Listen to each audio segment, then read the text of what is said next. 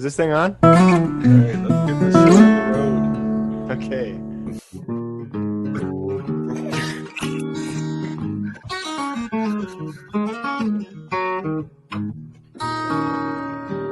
The Coffee and Carving Show.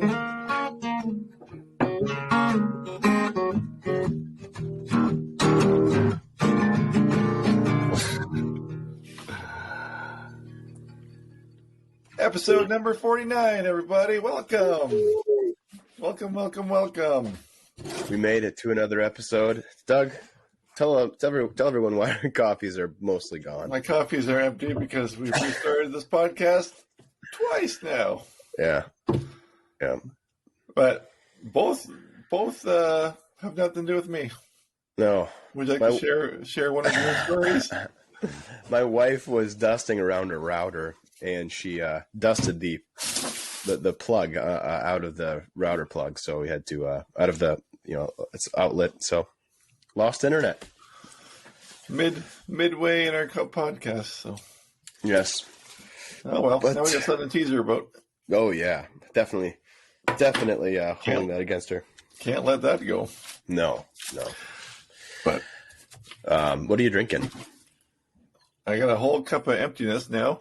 Yeah, but same. My last sip right here. I did just enjoy one of those little 3-in-1 Nescafe packs. You know what they are? I've never had one. They're, it's blasphemy to true coffee drinkers, but I don't think of it as coffee. I think of it like more like having a hot chocolate or something. Like it's just like a little sweet little coffee. It's Treat. good. It's creamy. It's nice. Huh. It's nice. It's so nice. See, It's it's nice. Like my goat. It's so nice. Like my wife, who's a goat. So there's a. I was in Vancouver with my wife for our honeymoon. We were in a hotel and they had Nescafe or whatever the brand is, little packets, and I sent it to you saying, "Look, I finally got one." And you were like, "No, that's not it." No. And it's got cream and sugar and coffee all in a little packet. Super handy just to have in your truck for special occasions. Yes. But I read the ingredients and it said ingredients: coffee, cream, sugar, and I guess the ratios aren't the same because it wasn't the 3-in-1 and it didn't taste as good as you described it. So I know it's the wrong one. Okay, I get it. But I think you're making up stories now because they don't have a whole variety pack of different ones. Right, but this was just like a Nescafe. Didn't say 3-in-1. Maybe they were old. Maybe it's the hotel version of the coffee. Yeah, and it wasn't good. It wasn't that good. Well, but I'm sure yours are. Well, I was at this restaurant the other day, and my buddy got a coffee, and the waiter brings him a coffee, and he takes a sip, and he says, "Waiter, this coffee tastes like mud." And the waiter turns back and says, "How can that be? It's fresh ground." That's terrible. I'm not even going to hit the clap button for that. You hit it. We pay money for that button. You hit that button. You hit it, you son of a gun. That was awful. That was awful. We got another? I don't know. Please. Just something about if I could recollect.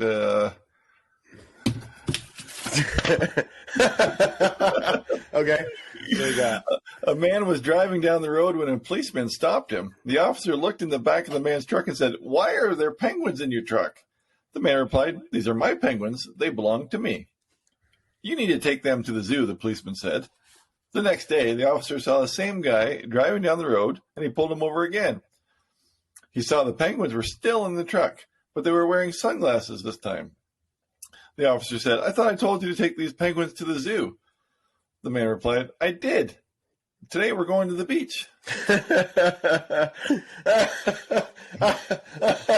I love that one. Wow. That's my favorite one.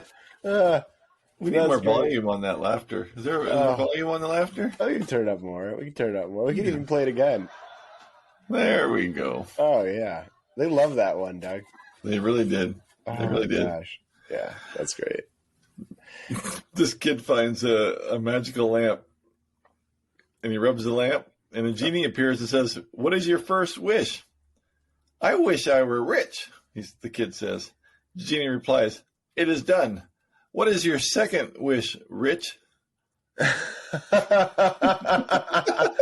one's good too. You're kind of on a roll. I don't know what's going on. This is weird. What is this parallel universe where your jokes are funny? I don't know. Maybe you got that much older that you can understand them now. Well, if you like that one, then last chance. A fourth joke. I'll give you a fourth. Holy smokes! A businessman went into an office and found an inexperienced handyman painting the walls. The handyman was wearing 2 heavy parkas on a hot summer day. Strange. Thinking that was a little strange. Well, there you go.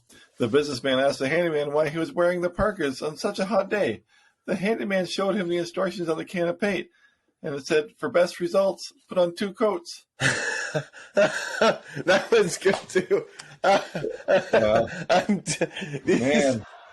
These are too funny for me to remember to hit the laughing button. Well, I think that's no, I'm just kidding. That's too much. Too much. But big shout out to Tabitha this week for being our coffee sponsor of the week. Thanks, you, Tabitha. Appreciate it. We drank it right away before the show even started. I know. But anyway, what have you been up to? Well, I have been up to a whole lot of nothing for the last half of the week. I've been sick. If you can't tell by listening to me talk with my nasal voice, I have been not well. I've been sick. Do you think it's because we were talking last week? I don't know. I told you to wear a mask, but this can't trust this Zoom stuff, eh? No. You breathe right into the mic, and no. Anyway, I don't know. I think we found out because when I got sick, family on Elise's side have been sick, and I wasn't surprised because we were watching her nieces and nephews, and they were sneezing and coughing on us, so I knew we'd get sick. But I thought it was a cold until I was day 2 into it, and I was like just laying down, and I got up and I was dizzy and sore and just weirdest, but still at least I didn't think I had a temperature. And later I found out that the bug that's been going around is some sort of a respiratory flu. One of them went to the doctor. One of the people at work that got sick from the family said that it was some sort of respiratory. And apparently there's one been going around. I think that's what you had. I had sharp pains in my lungs when I coughed. Yeah, exactly. Yeah. I still have a little touch of that, but isn't that, oof, that's rough. But that said, you're getting better? Oh, today I'm so much better. I feel like a normal person almost, compared to yesterday at least. Well, my wife showed me a post from, I think it was your wife, saying how wonderful it was to be sick together. Well, let me just say this. These crazy kids, these newlyweds. She was not as sick as I was. And I can say this because my wife doesn't listen to this podcast, but I was significantly more sick than she was. Number one. Number two. She would say that you're man sick and you're being a baby. There's probably something to that. But no, she would even say it if she were in here right now. She got some version of the sickness that was like great. I mean, just a little tiny cough, just enough to stay home, right? Yeah. So we hung out a lot. We actually did sort of enjoy ourselves. I have this mental problem where I can't enjoy myself. Excuse me. Okay. I can't sit in one spot without feeling like I need to do something. I can't do it. I don't enjoy it, right? In the middle of the day, I can't. But I was so sick that I just sat on my butt and I watched movies and I, watched YouTube and, I tried to read. I got partway through a book, but that'd be the worst. Reading when you're sick. Reading isn't good when you're sick. No. Your brain doesn't want to think. It just wants to sit there. I was so fortunate when I was sick that everybody I worked with was sick. So they all stayed home. So I had the building to myself. So I went to work every day. It was great. Really? Yes. Oh man. I would go insane. But mind you, stupid thing to do because I probably dragged it on an extra week. Yeah. By working. But regardless, it was nice to be able to go to work. Yeah, you might have. I could see that. But what a strange thing to say. It was nice to go to work. Yeah. That's that's a good problem. Yeah. It is. Yeah, no. If you can like going into work, you figured something out. So, but I had this thing. I'd go for walks, and I'd get out of the house, I'd walk down to the water because we live not too far from a little lake down the street. So I was going to walk to it, and I'm like, this will be great. Get the blood flowing. I've been sitting in one spot watching movies for hours, and I get down the driveway. I'm feeling all right, and I get down to the first turn, and I'm like just starting to spin, and I'm thinking, oh, maybe if I keep going, I'm halfway to this next turn. And I'm just like, this was a bad idea. I feel like I'm going to fall over. I'm dizzy. My head's throbbing. It was not a normal cold. It was weird. But yeah. I'm also potentially a big baby as well. So there's that. Who's a big baby? Yeah. So that's But what I've been up to, I actually did get really excited. I woke up right before I got sick, maybe 2 days before I got sick, and thought to myself, what am I going to carve? I need to do something cool, right, for the collector's party that I'm having. And I thought, and I thought, well, a snake. Someone mentioned to me that I should carve a snake, but I don't want to just carve a snake.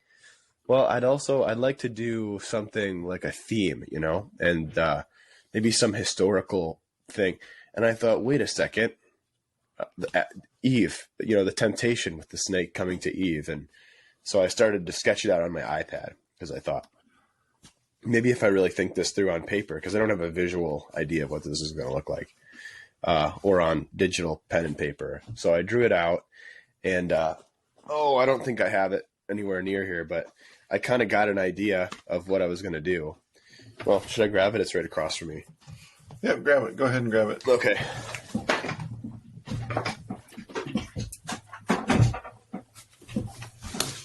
And so sorry if you're talking, Doug. No, you're good. Headphones off. But. So yeah, I ended up getting something that I kind of liked drawn out, and yeah, I'm almost done talking. That's basically all I did the whole week. But is this? I just drew a little front view and a side view of it. Okay, yeah. So you drew your wife, yes? Yeah. That temptress Annalise. I know. I really did draw my wife. I can't. To be honest, though, I really didn't start out with that idea. I thought, well, I'm going to make this person look like what would Eve would have looked like, And so then I asked myself, what would Eve look like? And then I decided that she would kind of be ambiguous, right? She wouldn't look like one nationality or another. Yep.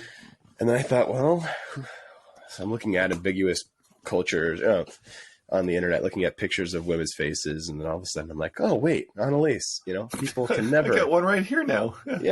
yeah. So people can never figure out what she looks. People are like, oh, she's Arabic, isn't she? No. Oh no, she's is she Italian? Yeah. No. So it worked out. So. Yeah, well, it's better than having like an Elvira in your house. Yeah. It's not a bad model to have to carve everything from. A little Eve. Yeah, a little Eve in my house. Anyway, that's basically it. So I got really jazzed, and I thought, I did one similar to this, a little bit smaller. Mm-hmm. I should say it's the one right behind me. So I picked birch, right? So I thought, it'll take a little bit longer because I'm using hand tools. You are carving it right now. And 2 days. So I spent, 2.5 days on it, and it's still just roughed in because I kept taking the face, carving it, and then realizing, because what I'm looking for is a triangle, almost like a pyramid. I like the power of a triangle. Triangle is the most powerful shape. So, oh boy, that sounds hokey. No. Just it's not. It's very practical. Just like in an engineering sense, it's the strongest shape, right? So, okay. So I was thinking, if her head is kind of like the only thing going on, and then it kind of widens out with all this cool detail, it'll look pretty strong, Yep. And that was the idea. But then I started to transfer it to the carving, and what happened was this thing was too big, so it started looking more like a weird square, right? Because all this stuff here got busy, yep. And her hair was too thick, so it came out to here, and so I looked at her profile, and instead of the head being recessed in with all the hair coming out and all the animals and stuff, or the leaves, instead her head was out here and all the stuff was coming back. So I had to carve it, and I thought, oh, this is perfect. And then I'd look to the side, and it'd still be way out here, So it was just this back and forth of, oh, this looks. I think this is good here, and then look at the side of it and go, no, this is wrong. And it took me 2.5 days of fiddle farting with this to finally get it so that now the head's in the right position, close to it. Actually, son of a gun. Yeah, looking at it right now, it needs to go further back. When I look at it from this point of view, true. I could go back a little bit more. Yeah. Oh, anyway, so that's my life. Well, there you go. When you started talking about the snake, I was like, ugh. Here's a question. How do you feel? Maybe a snake's a poor example, but especially this time of year, I get people requesting me to, can you carve like a real witch or maybe some demon skull thing? And I'm like, I have zero desire to do dark carvings. Like, I don't know. How do you feel about that? Do you like? That's a good question. I don't want to carve skulls and demons and you know, I just that's just not my thing. It's just something that doesn't appeal to you, right? You're not the guy that's wearing skulls and crossbones on your shirt and stuff. Well, actually. I wasn't even setting up for that either. Glad you didn't talk too long about how you never have anything to do with it. No, I'm not into that at all. I don't like death or anything scary. No, I do. Yeah. I don't carve cowboys either, to be fair, but there's something about the dark stuff. I don't get into it. Right. No, and to be fair, probably me a little more than you, but not a lot. I mean, I think only if you're trying to communicate a message. I like the snake being juxtaposed. Oh no, that's a story. That's totally story. Different. Yeah, but no, I'm with you. Like I'm not. In fact, Wood Carving Illustrated, not to be rude, but they commissioned me to do some article for them, and I like doing stuff for them because I think it's cool. I've always kind of liked that magazine since I was a kid. I used to get it, and my dad would put it in next to his toilet, and he'd pull them out to read them, and he'd be like, "Oh, look, have you seen this project, Alec?" I'm like, "Yes, Dad. I buy this magazine." No, I probably didn't. My mom did, but I didn't pay for anything when I was a kid. I think, except for my hobbies, right, and my toys. So, they just asked if I would carve a wizard, and I just was like, I don't really want to carve a wizard. So I haven't carved for them in over a year, and they haven't messaged me about it. Well, if I was Wood Carving Illustrated, I would hate me. Yeah. Because they ask me so many times, and I say, not at this time, not at this. So they ask me again. I'm like, no, no. Really? Why haven't you? What's your excuse? I don't want to write an article. Yeah. To start with. Yeah. B, you're a video guy. I'm a video guy, and why would I write an article when I can make the video, and perhaps as many people will see the video, or more. Well, I don't know. I don't know what their circulation is, but then and then the juice doesn't seem to be worth the squeeze as far as getting paid. Mm-hmm. But that's just me. But like I said, I'm a video guy first, and with the limited time that I have to choose what I do. So maybe someday. I'm not saying never. Yeah. But I feel bad now when they ask me. In fact, they probably are going to stop asking me. Yeah. Because I've always put them off probably half a dozen times. Yeah. But have you ever done one for them? Never really? Have. Mm. I would like to do one just to maybe frame it. Yeah, cool. It's fun. That would be cool, just to frame it and say something about an existing, established. Well, for me, it's just the attachment to that magazine. That was my whatever Sports Illustrated. I don't know whatever. Yeah. I don't even. You always get the cover shot too. That's extra cool. Thanks. I don't think a little, not always, but simple little carving is going to be on the cover. But. Oh, they had. Oh, absolutely, they would. Totally, they would. But back to the especially yours, but the creepy stuff and that. I as soon as I said, I take it back. Like I'll do a cute ghost with a blanket over its head, kind of a thing. The cutesy stuff. Yeah. I just don't want to do the evil demon you know. Yeah. But Yeah. I don't know. Just doesn't appeal to me. I totally get it. Yeah, I totally get it. And it's not even that. I don't know. It's not even that I don't see it and go, oh, that's a nice carve. When Ray Villafane, I'm a huge fan of Ray Villafane. He's a pumpkin carver. In fact, he's my featured artist. So I won't show his. I'll show it later. But so let's just put a bookmark there, and we'll come back to that. Right. But anyway. Yeah, there's some amazing stuff that people do that's scary that I like, but but again, yeah, like you say, it's not what I would probably do. It's just not. So, which is okay. Yeah, But, yeah. What have you? Tell me, Doug, what you've been up to? Probably about as much as you, really. Yeah. Like I mentioned last week, I haven't done. I still haven't done any carving this week. Yeah. Right.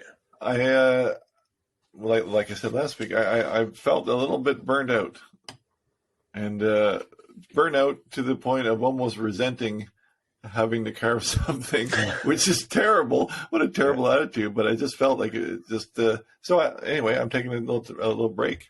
That's good, and that's okay. But one thing that I did do was took myself on a little river rafting adventure. Did you? Yeah. Oh, I have. That's right. I made a video on YouTube, and anyway, I have a little Coco Pelli raft. It's a little raft, and when you think of raft, don't think of a little kid's blow up toy. It's actually a pretty heavy duty.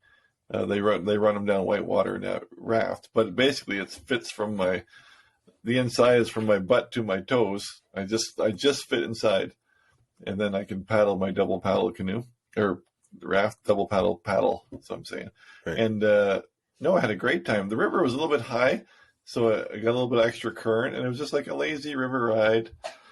And on the way down, I found some clay, some real clay, and I made some lunch on the shore, had a little twig stove fire, and had some food, and then I played with that clay, which was really, really fun. It was just fun. Now, was it successful? No, but it was fun. I tried to make a really quick face, but the clay seemed to be too wet. If I could have left it for a day and come back, it would have been so much better. But it got to the point where I was like making the eyes, and then I would touch the eyes on this side, and I'd push the other corner out. Like it was just too gelatin-ish. Yeah, if you know what I mean.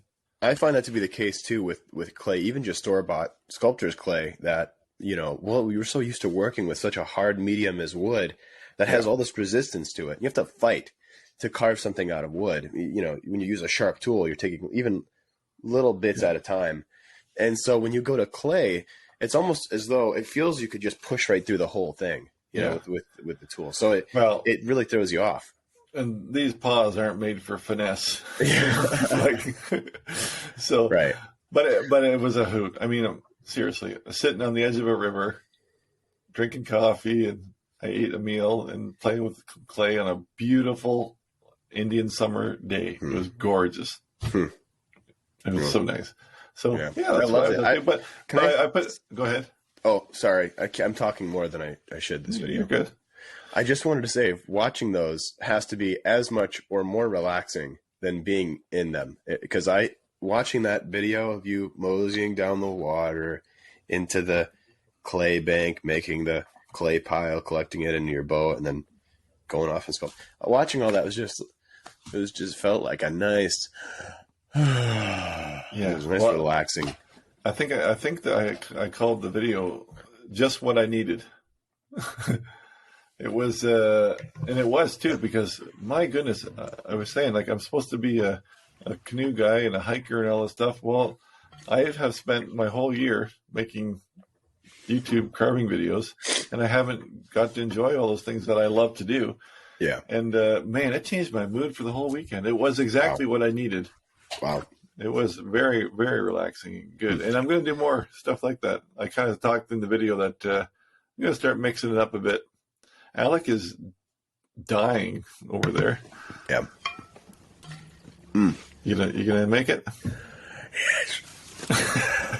I'm hitting that cough mute, many times in this one. Yes. So But if I'm anyway, not quick to the draw, that's why. that's Yeah. that's what I've been up to. But people really liked it. Lots of positive. I'm almost scared now because I'm getting too many positive comments.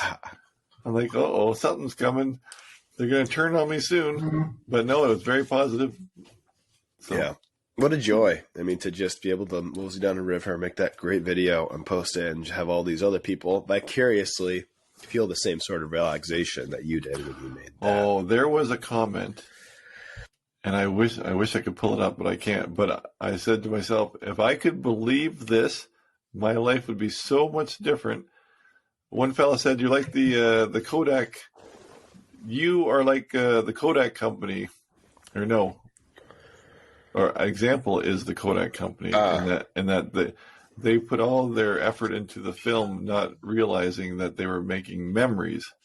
Anyway, the guy went on to say that Kodak fizzled away because they were putting too much effort into the film, and not the whole aspect of why. Oh, and wow! And That's they're a great saying, analogy. well, it was really neat because he told me, like I said, if I could believe this inside of myself, I would be so much happier, because he was saying, you don't have to put out a carving video tutorial every week. You don't have to do this. We just want to hang out with you. And I'm like, whoa. I find it so hard to accept, right? But it doesn't matter. They said, it doesn't matter what you do. We just want to hang out with you. Yeah. Like, that deserves a clap. That brings tears to my eyes. Oh, but anyway, like I said, it's very hard for me to accept that. Right. But if I could get to the point of believing that, that would be so freeing. Yeah. So freeing. Yeah. So I always think I have to Next perform. video, Doug always have to perform. Just pulling socks on in the morning. Yeah.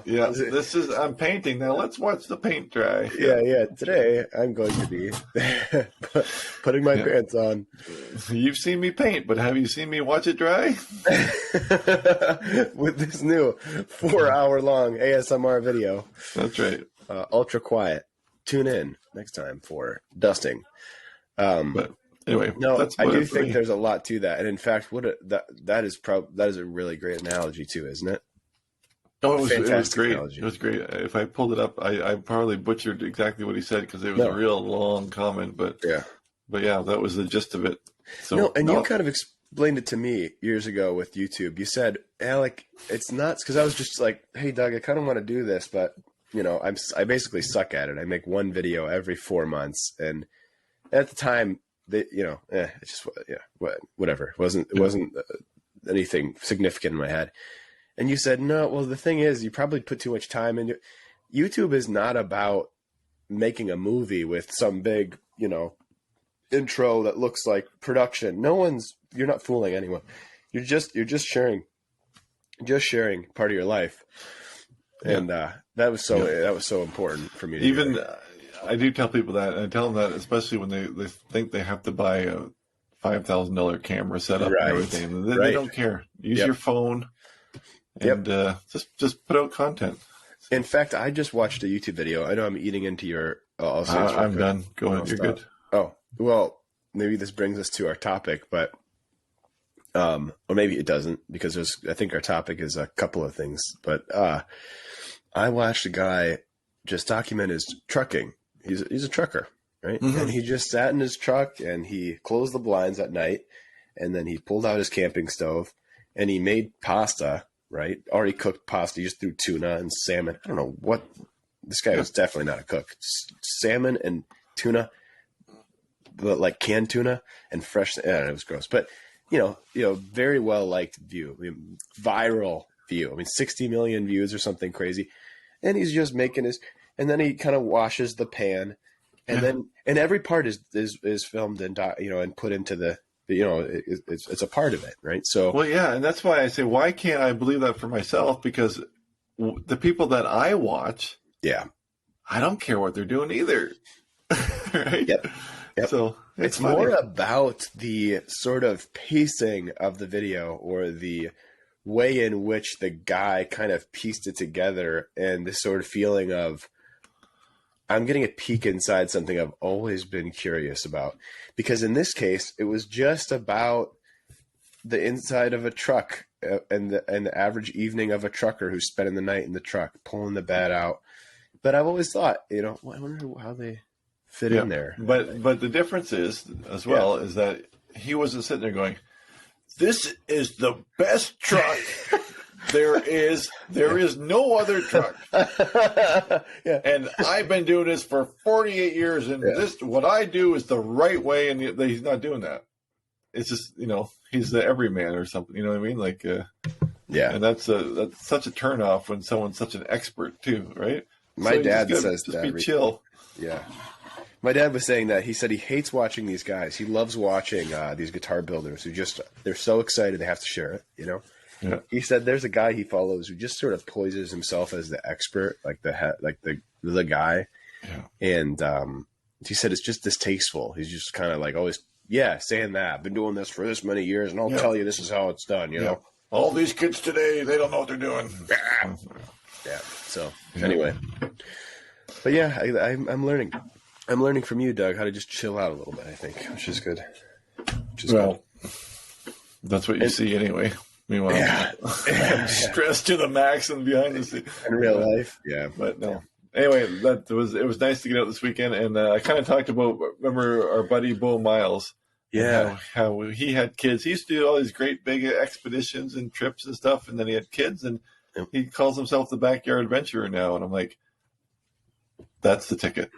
Yep. You don't have to drive 1,000 miles every weekend to come up with some great adventure. It's just like the river I was is down the road. So, yeah. Right. Yeah. No, it's like, waste of gas. It's a waste of resources when you can make a great thing, something. It's a waste of your holiday days if you're working there. Yeah. Right. Right. If it's for video's sake, if it's for you, it's one thing. But if it's just to make a video, if I was married to me, I'd be pretty upset. So yeah, right. Yep. And you kind of are married to you in a weird way. I kind of like me. Yeah. Oh, okay. Oh man. Yeah. But do we got any? Is it that time? Yeah, it is that time.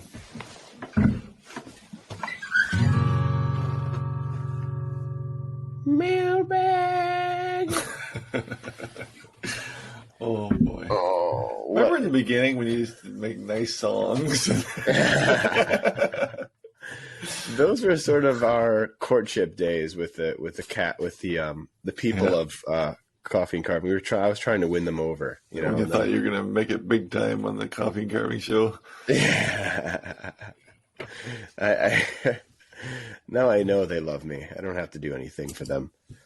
All right. So as I struggle to find our one email, no. Okay. Actually, we've got quite a few. Or are these from last week? I'm not sure. No, they're all new.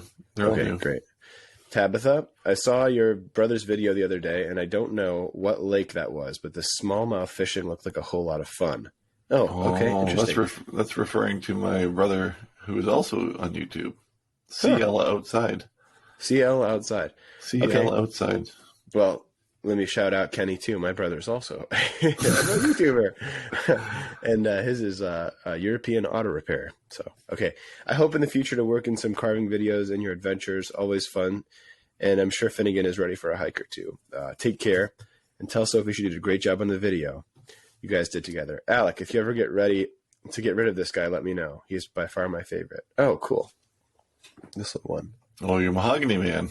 Cool. Thanks, Tabitha. I will let you know. I appreciate that. Tom Evans has a question for Sophie and Annalise. Do you have a YouTube channel, and what are they about, please? Guys, well, we can answer that now. You want to answer that, Doug? Yeah. No. Yeah, they don't have a YouTube channel. No channel. No dice. Guys' favorite places to order basswood and cottonwood bark.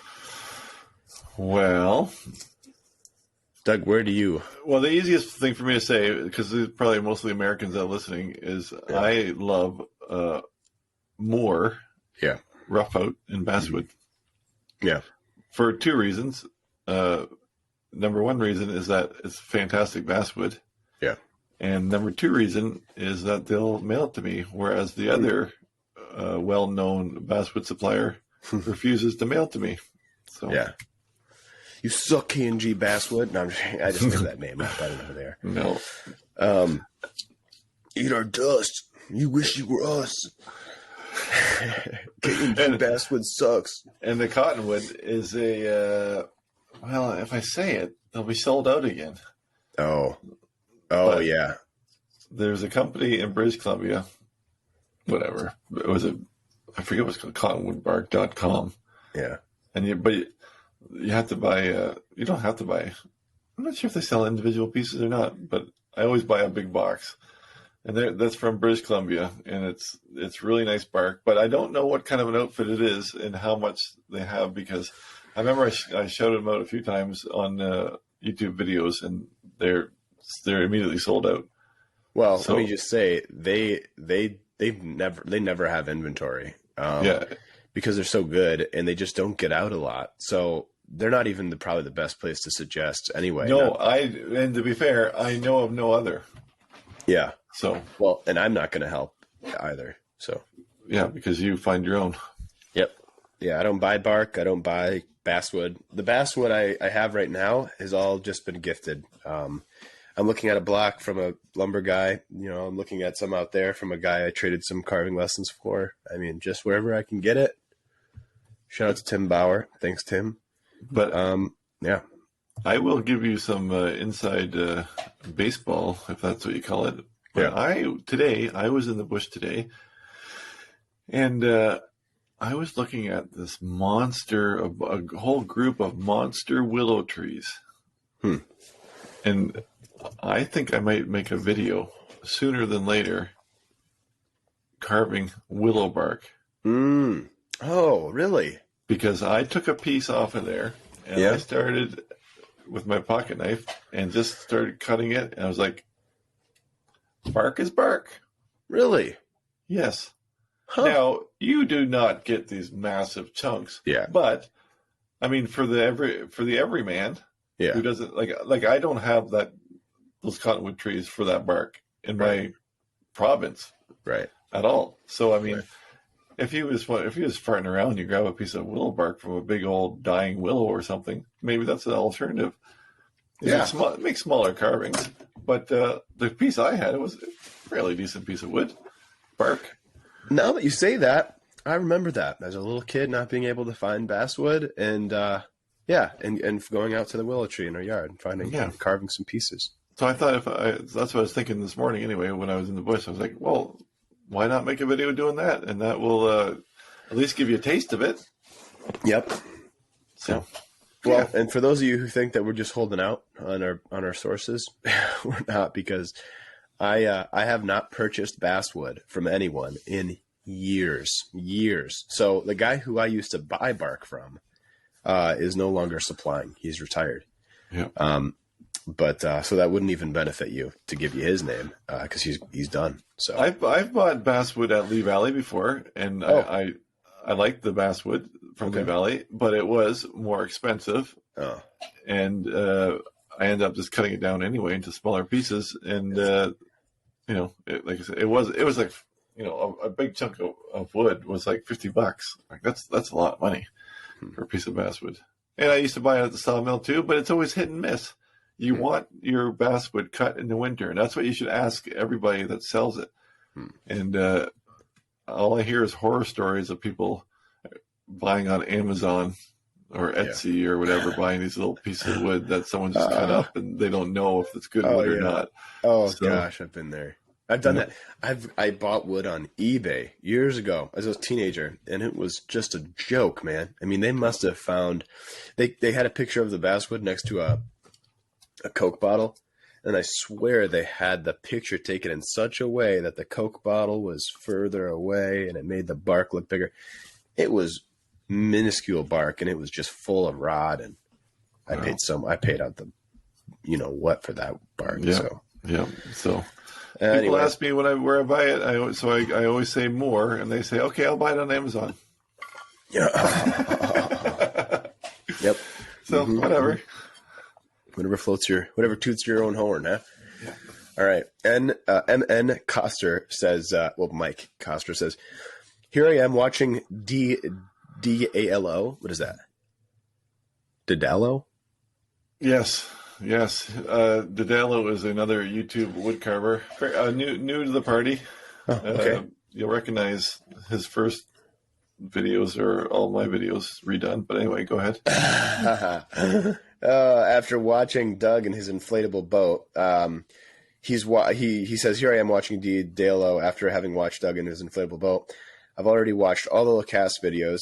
As I watch the Dalo videos with Doug and Alec in mind too, I'm thinking the trouble that I have in creating what you create, about the trouble that I have creating what you guys create.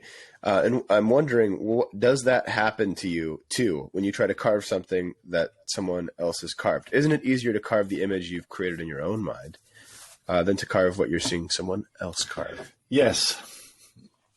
Yeah, I would say yes.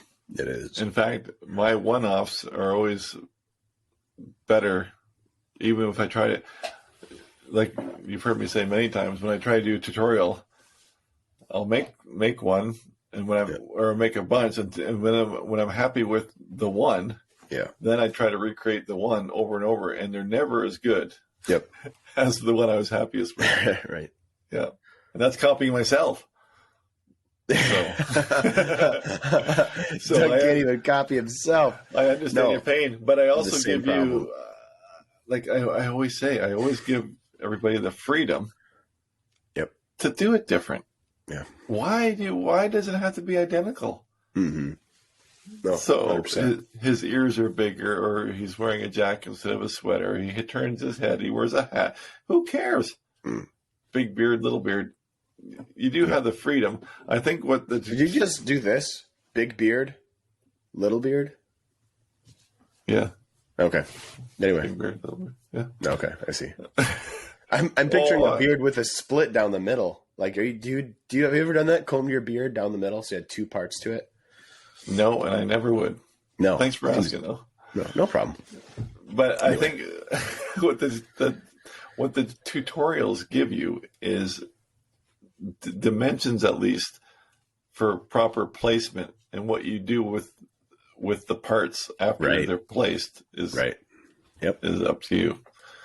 Right? Does that make sense? No, I couldn't agree more. It's a good thing to actually remember when you're teaching people is like a portrait. I always tell people, they'll see a carving at an art show and they'll be like, "That's that for that size. What if I have you commission that, but my grandpa on that? Would it be the same price?" And I said, "No, because it takes 3 times as long to make that as opposed to your to just this thing I made on the wall. I just made that up. Your grandpa's, your iPhone pictures of your grandpa, it's going to be hard for me to extract him out of that." So, people send me pictures. Copying is hard. People send me pictures of what they've carved from my videos, apologizing that it's not as good as yours, or it's a little bit different. I'm like, good, great. Why would I want everything exactly the same? That's boring. Yeah. No. So. It's true. So anyway, this guy finishes with he really enjoys both of us and our families. Thank you for sharing them so graciously, Mike. Nice. Thanks, Mike. Here's another one. He says, Mike again says, so then this thing isn't all about carving this isn't all about just being able to develop he's saying it is about being able to develop an image in your head, right? And just following it with reasonable cuts. Yes. Yeah. With proper placement. Yeah. For sure. But sometimes it unfolds. It is sometimes like a short 100%. story. 90% of the time it unfolds as you carve. Like I said, you drew, great example. Yeah. You drew Annalise as Eve with the snake and whatever. You drew that before you carved it. Yep. Never in my life have I even sketched a carving. I just go at it and let it, carve until I'm happy. Yeah. I almost said, "Let the wood tell me." And I was like, that's so cheesy. Well, someone just messaged me saying, "Hey, Alec, I'm interested in your carving school online. Should I learn to draw before I take your your classes? Because I've heard you say once that the key to carving can be summed up in one word, and that is to draw. Yes, you And said I that. thought about that for like a couple of days before I responded. And what I said to him is, number one, what a great idea to add to the school. If that statement is true, and if I stand by that, why not add some drawing content? So I said, give me some time to create some drawing content. But absolutely continue to work on your drawing skills concurrently, separately, before you start into carving, whatever it is, do work on your drawing skills because, look, and I said, look, first thing I said was, I'm going to admit it. I'm not an excellent drawer by any stretch. You are so, but anyway. Thank you. But I really am just kind of a mediocre drawer and painter and such. But it helps. It helps. So anyway, Todd says, that's why I give you the artist title. Yeah. Because if you can draw, you can do anything. Right? And I can't draw. Yeah. So I bet you could. That's why I call you more of an artist than myself. Let's not even start this right now. Todd says, I have to admit that I'm trying to get used to the new YouTube only format, but I still never miss an episode. I agree. I agree, though. I agree with Todd. Yeah. I did like listening to it. Yeah. On my headphones. But I don't think we're wrong. No. In doing it this way either. Right. But I do miss listening to it. Huh. Yeah. Well, there you go. But to be fair, if it was only audio last week, I would have unsubscribed. Right. Right. I don't know what next time if our wives are on, we're gonna have them all separated. Yeah. With their own laptops or mics iPads or whatever, or mics. Yeah. Because that was horrific. Yeah. We apologize about the audio, but they're pretty cute, so that makes up for it. The only redeeming factor, yes. He says here, I have a question regarding the care and upkeep of leather straps. He says, my strap seems to be getting loaded up and have a black buildup on the surface. I'm feeling like this will limit the capabilities and will not sharpen efficiently. Should that buildup be removed occasionally? And if so, what's the best way to do so? Thank you both for your inspiration. Stay classy. Todd. You got something, Doug? I think it's probably controversial. I don't think it matters. Yeah. Personally. Like, I mean, it's not a bad idea if you want to. You could always run it in some warm, soapy water with a nail brush and clean it out, or get a scraper and scrape it. Right. But this is a poor example because it's hardly used. But even this one here, like I've never cleaned it. Now I know what he's saying. Like my belt on my power strap is how he's describing it. Right.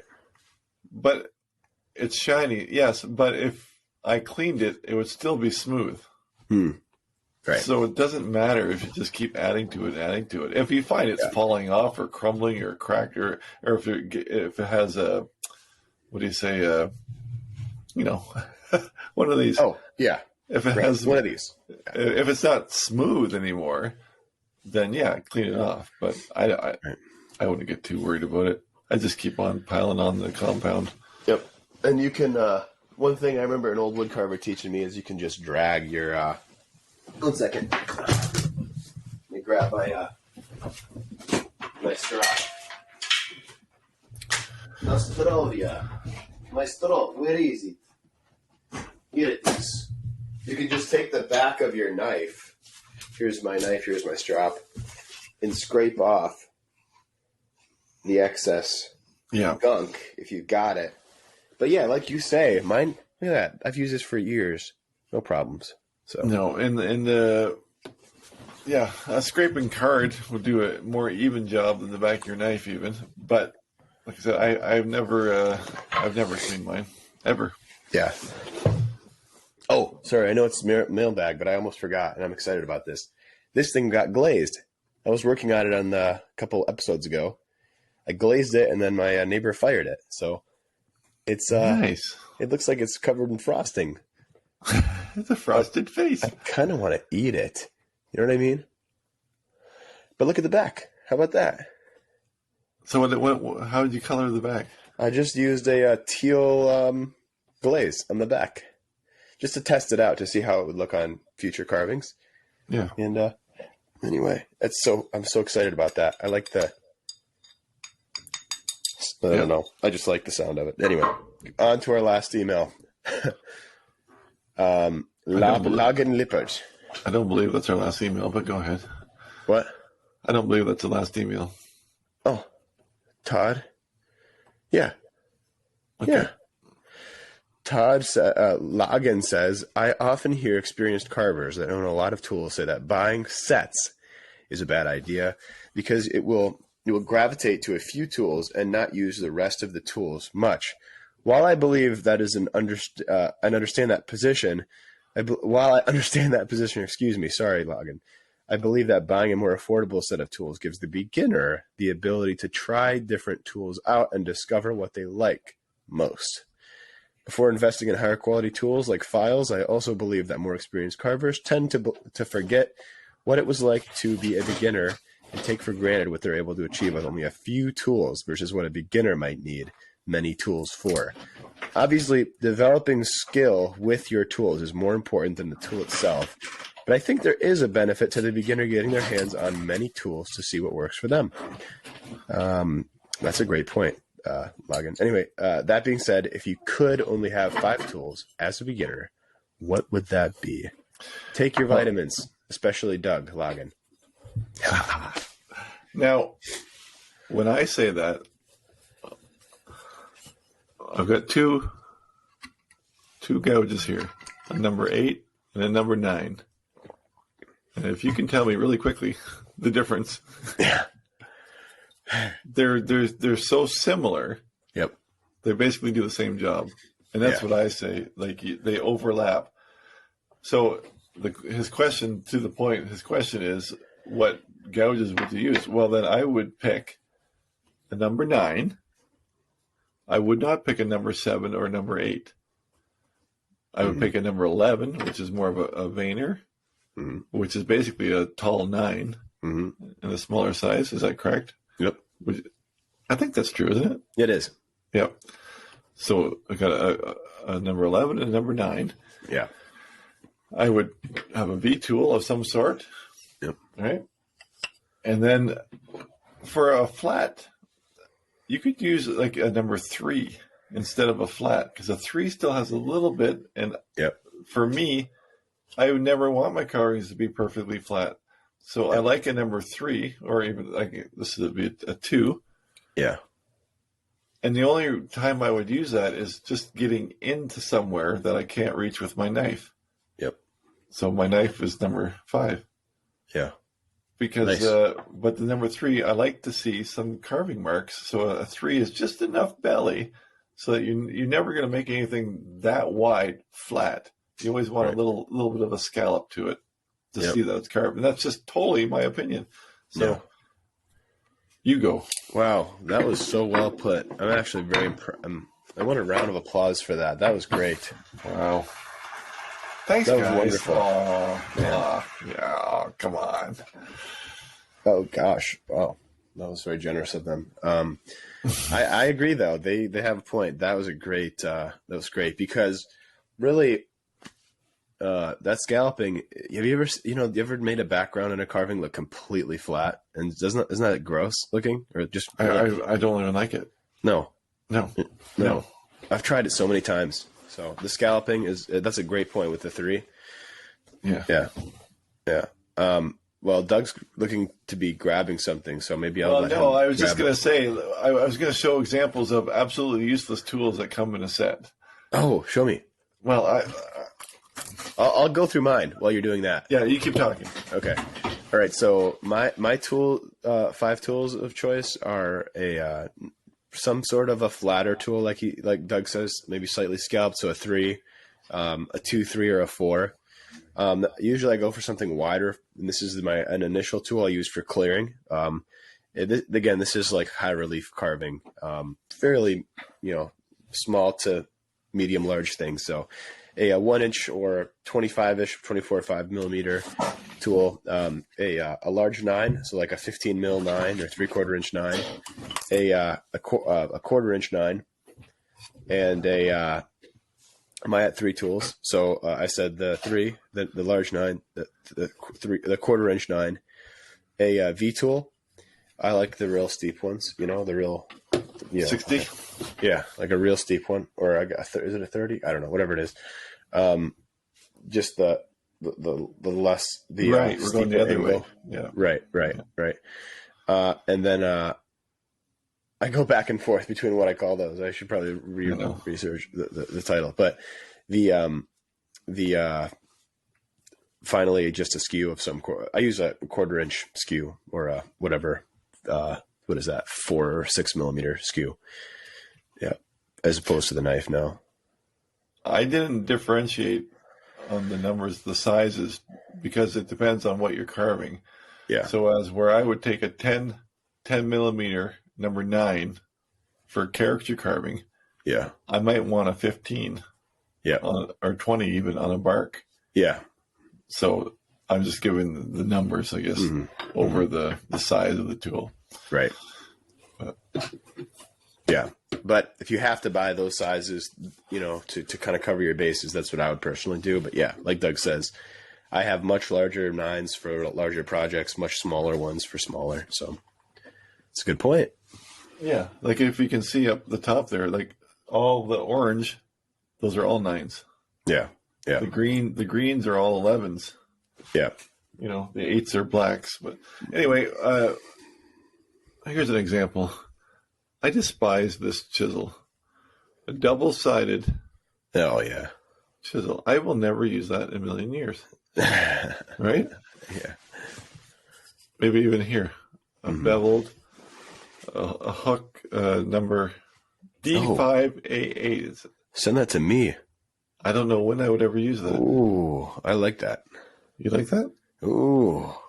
I can see like maybe a number 9 bent. Yeah. Or a V tool bent, especially in hair and stuff. Yeah. But when it's almost flat, when are you going to use that? Yeah, I guess I know what you mean. I thought maybe there was more curve to that tool. No, not much, but especially these double bevel. Like so if you're buying these, like this would be $30, $40 a piece.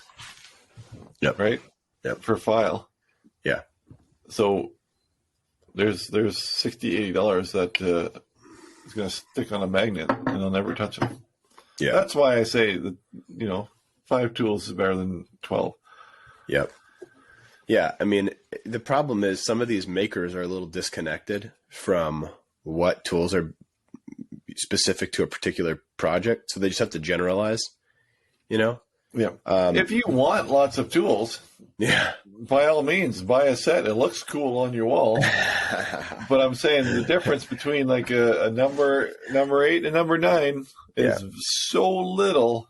Yeah. You will never know. Yeah. Okay, before I address this at all, because I think most of what I'm saying is going to just be agreeing with you. This is one of my favorites. I don't include this in my 5 tools, so when I'm doing these, carving videos, a lot of times I'm abstaining from using it. But you're a little fuzzy. Is that a V? I love this. Yeah, this is a Deep U. This is a. It's actually what it is. Oh gosh, it's actually hard for me to see. It's actually a very, very. It's almost a V, but it's a soft. It's almost like a soft V. Yeah. So, but that's my absolute favorite tool. It's one of them right now. Yeah. Anyway, it's got a bend to it. Oh, but you said a bent V tool, and it made me think of that. Yeah. So yeah, same here. I don't personally buy sets. I buy individual tools. The only set that I would consider, I was just talking to Fred Codgelo the other day, and he was his wife came on and said, "Hey, did you get one of his sets yet?" And I said, "No, actually, I haven't." But it reminds me, I should look into that. So after we got off, I looked at his sets, and there were all these really unique skewed gouges that he picked out that he uses in his deep relief carvings. Where there's all these undercuts and weird stuff. And I was looking at that, and I remember seeing it years ago, 15 years ago or 10 years ago, and saying, why would you want that? Why would you want to A skewed gouge. That's so dumb.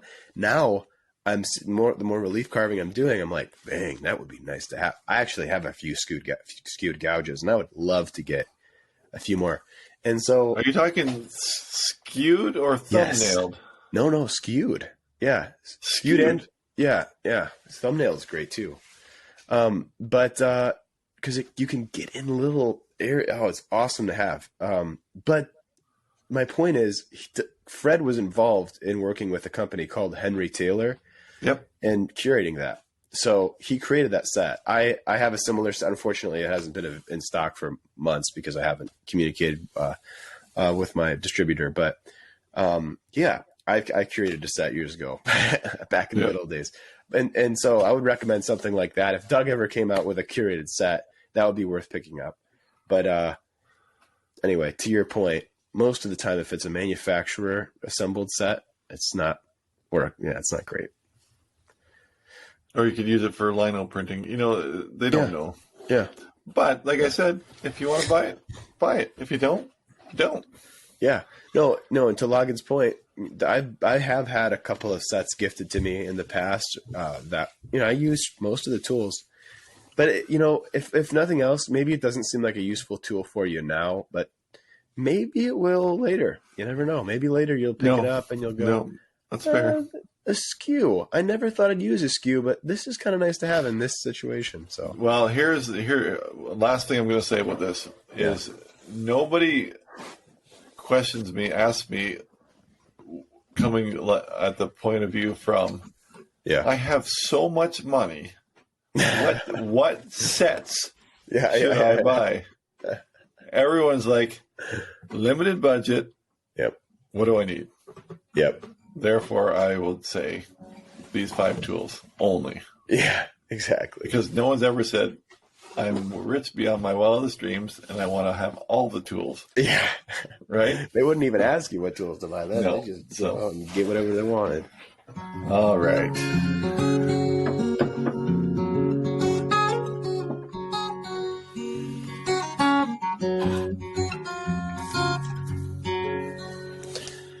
Media.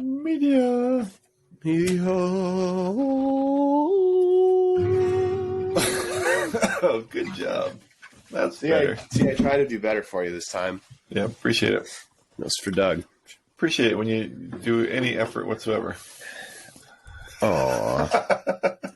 When you put it that way, it just makes me feel so it's kind of a dig. special. That wasn't really nice. That was more of a dig. Yeah, that's why I'm being sarcastic. Okay. I failed you this week on the media. Oh, that's okay. I got 2 I can make up. You can make them up, and maybe we should do. We could, if you've been sick and you've been watching movies, maybe we do movie reviews. Oh, I got one of them. That. I got a movie. Love that. Yeah. Let's do it. Yeah. All right. You go first. Okay. Last night, I watched this movie. I used to fight a bit, as a younger man. Well, not that much younger. Even a decade ago, I was still fighting. Really? Yeah. Like MMA or? Yeah, Muay Thai and a bit of Jiu-Jitsu. But mostly Muay Thai, which is a form of kickboxing. But I didn't know that about you. Yeah, but I mean, it doesn't mean anything. It's not like I'm super fighter. But I watched this movie last night, and it was called Champion? No. Oh, did you tell me about this one? Yes, I think I did. Was it? Did you Warrior. say you saw? Yeah. The Warriors. Oh, Yeah. I loved it. Oh, man. Of all the fight movies I've ever seen, that's hands down all time. That's the one with Hardy, right? Tom Hardy. Yes. Oh, it was so good. Beautiful movie. I remember seeing that years ago, and it almost put a tear in my eye. It was so good. It was a great movie. And after the movie, again, of course, I run around the house trying to find something to pick on. Oh, I know. Teasing and Oh, you fight me? All jacked, hyped up, but yes. So, but that movie is Doug's from. like, you're soft. Just because you're made of wood doesn't mean you're not soft. Oh, don't touch me. Your wood spirits are just staring back at you. My wife's like, I'm just a little girl. Your wife? Oh man, I wasn't going there. I was keeping it at the wood spirits.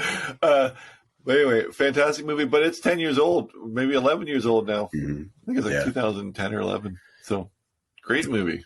That movie was how I discovered a band called The National. Because they did a song, I think it's I Need My Girl is the name of the song at the end of the credits that rolls. And I mean, you just feel, right now I'm getting tingles just thinking about the credits in that movie. Yeah. Because he's got this really deep voice, and he's not like how do you put it? He's not like an over singer, you know? He doesn't like. Well, to be honest, I think when the credits started, I probably tuned out. Did you? Yeah. I don't remember a song. Oh, maybe I'm thinking of a different.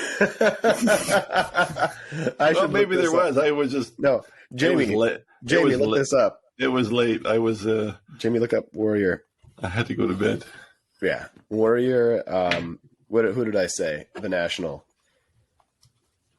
Please tell me that they did the soundtrack. Yes. Oh, okay. And it was not I Need My Girl. It's called About Today. Anyway, look that song up. Beautiful song. So, well, what's your movie of the week? Yeah, I've had a lot of experience this week. Everything, Everywhere, All at Once. It's a movie that I think it's the production company is called A24, and they have put out some amazing movies. They did one called Midsummer. And it's a horror movie about the Swedish summer festival that happens every year. In fact, my Swedish friend said, you need to come to Sweden for Midsummer. And that's the premise of this horror movie. Americans getting invited by a Swede, by somebody's girlfriend to this thing. And then they get, I'm not going to spoil it, but they all die. They all die. Yeah. I mean, it's a horror movie. So, it's terrifying. It's excellent. Definitely. I'm not even a horror movie guy. It's kind of a psychological thriller. Excellent movie, Midsummer, but that's not my pick. They made one just this year, and it is one of the most beautiful movies. I saw it with my wife last night, and I tried not to tear up, and I succeeded for the most part until the very end. A little tiny well of moisture came to my eye and fell down my cheek, but I don't think my wife saw it, so we're good. Yeah, and again, she doesn't listen to this, so we're good. But yeah, I love that movie. Should I even bother explaining it? You didn't really explain. No. You can't. We'll just say it. What? Yeah, just go see it. Yeah. Everything, Everywhere, All at Once. I've never heard of that movie before. That just came out, so that's mine. And then check out Ray Villafane. I was gonna say I'd shout him out as well. He needs all the help he can get. No, he's already pretty famous. So. Yeah, check out the small name artist Ray Villafane on Instagram. Villafane is spelled Vill. I have no idea. There you go. Google it, folks. He's awesome. But that's a wrap. I'm gonna grab very some good. And play us out, huh? Bye.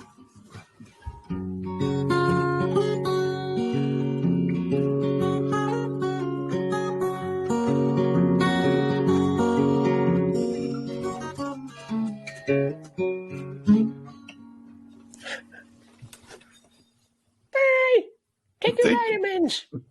Thanks for watching, everybody. Catch you next week.